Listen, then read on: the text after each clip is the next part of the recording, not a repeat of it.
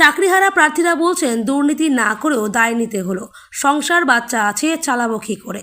Panel বাতিলে কান্নায় ভাঙলেন চাকরি প্রাপকরা। আলাদা করা গেল না যোগ্য অযোগ্যদের। হাইকোর্টের রায় বহাল রাখল দেশের শীর্ষ আদালত।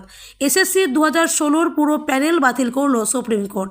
বাতিল হলো 25,753 জনের চাকরি। নিয়োগে ব্যাপক পরিমাণ দুর্নীতি হয়েছে জানালেন সুপ্রিম কোর্টের প্রধান বিচারপতি। সুপ্রিম কোর্টের তরফে বলা হয়েছে, যারা অন্য সরকারি দপ্তর থেকে এখানে এসেছিলেন তারা পুরানো জায়গায় যোগদান করতে পারবেন। 3 মাসের মধ্যে এই কাজ শেষ করতে হবে। এদিকে সুপ্রিম কোর্টের এই নির্দেশের পর কান্নায় ভেঙে পড়েছেন 2016 চাকরি প্রার্থীরা। তাদের বক্তব্য, 10 বছর আগে পরীক্ষা দিয়েছিলাম, কি করে জানবো যে সেই সময় দুর্নীতি হয়েছে? দুর্নীতির মাসুল দিতে হলো যোগ্যদের। অন্যায় করলো অন্যরা, আর চরম দায় নিতে হচ্ছে আমাদের। দুর্নীতি না করেও দায় নিতে হলো। সংসার বাচ্চা আছে, চালাবো কী করে? আরেক চাকরি প্রাপকের কথায় যোগ্যরাও আজ পথে বসলো। এরকম দুর্নীতি দেশে বেনজির। কিন্তু আমাদের কি হবে? কেন দুর্নীতির জাতাকলে আমরা পড়ব?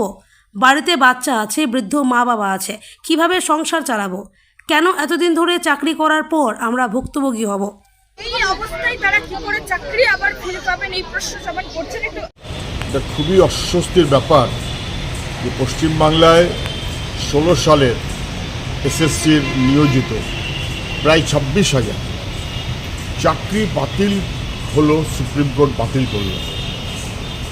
হাইকোর্ট এই অর্ডার দিয়েছিল এবং হাইকোর্ট যা বলেছিল, সুপ্রিম কোর্ট তাকে কার্যত মান্যতা দিয়ে বলল যে এটা এমন ধরনের অপরাধ হয়েছে, দুর্নীতি এত ভয়াবহ এবং গোটা নিয়োগ প্রক্রিয়াকে যেভাবে কলুষিত করা হয়েছে, এটা রিপেয়ার করার মতন কোনো সুযোগ নেই। 1 বছর সময় পেয়েছিল আমাদের রাজ্যের সরকার যে কারা যোগ্য কারা যোগ্য না তা স্পষ্ট করুক। 1 বছর লেগে গেল, সরকার যোগ্য অযোগ্য স্পষ্ট করতে পারলো না। কত টাকা খেয়েছে, হাজার হাজার ছেলে মেয়ের জীবন ধ্বংস করছে। কেন? কিছু অযোগ্য অপদার্থ যাদের টাকা নিয়ে চাকরিতে ঢুকিয়েছে রাজ্য সরকার এবং শাসক দল, তাদেরকে রক্ষা করার জন্য যারা যোগ্য তাদেরকে খারিজ করতে হলো। সরকার দাঁড়ালো অযোগ্যদের পাশে, সরকার যোগ্যদের পাশে দাঁড়ালো না, অযোগ্যদের বাতিল করার মনোভাব নিল না।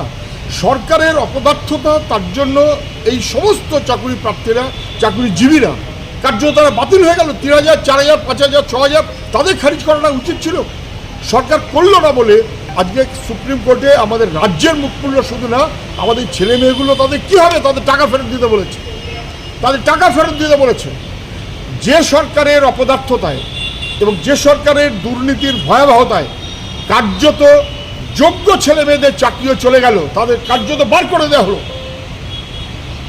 লাথি মেরে এই সরকারকে বাতিল করা উচিত। লাথি মেরে এই সরকারকে বাতিল করা উচিত। যারা যোগ্য ছেলে মেয়েদের পেটে লাথি মারল এইভাবে, তাদের টাকা ফেরত দিতে বলেছে। ভয়াবহ, ভাবাই যায় না।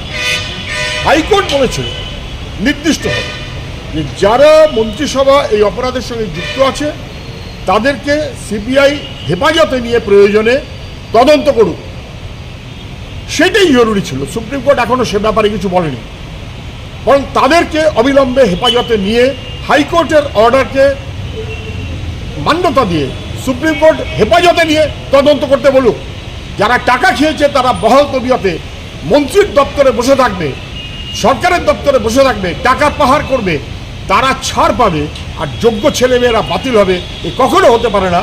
সরকারের অপদার্থতার জন্য ঘটনা ঘটেছে। অবিলম্বে দ্রুত 3 মাসের মধ্যে নিয়োগ প্রক্রিয়া করতে বলেছে। আমি জানি না রাজ্য সরকার তা পারবে কিনা। একমাত্র কথা হবে এখন, অযোগ্যদের খারিজ করে যারা যোগ্য তাদের চাকরিতে বহাল রাখার বিকল্প কী ব্যবস্থা হবে, সরকার এবং কোর্টকে তা খুঁজে বার করতে হবে। এর কোনো অন্যথা হতে পারে না। দুর্ভাগ্য আমাদের, গোটা রাজ্যটাকে কোথায় নিয়ে গেছে। হাজার হাজার ছেলে মেয়ে যারা কাজ দিতে পারে না, তারা কার্যত পেটে লাথি মেরে রাজ্য সরকারের অপদার্থতা তাদের চাকরি থেকে খারিজ করে দিল। দুর্ভাগ্য। আমাদেরকে বলি দিয়ে আমাদের লাশের ওপরে এই রাজ্যের পালাবদল চাইছে। আবার প্রায় 3টে টার্মে টেনিওরে তৃণমূল কংগ্রেস ক্ষমতায় আছে, তাদেরকে সরিয়ে একটা নতুন রাজনৈতিক দল আবার ক্ষমতা পেতে চাইছে। তারপরে এনআরসি করব, সিএএ করব, মুসলিম ভাগাবো, নানা রকম ইস্যু সামনে আসবে।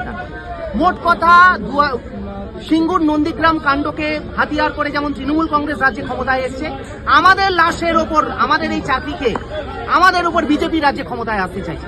আর তার দোষর হয়েছে সিপিএম। ওই বিকাশ রঞ্জন ভট্টাচার্য।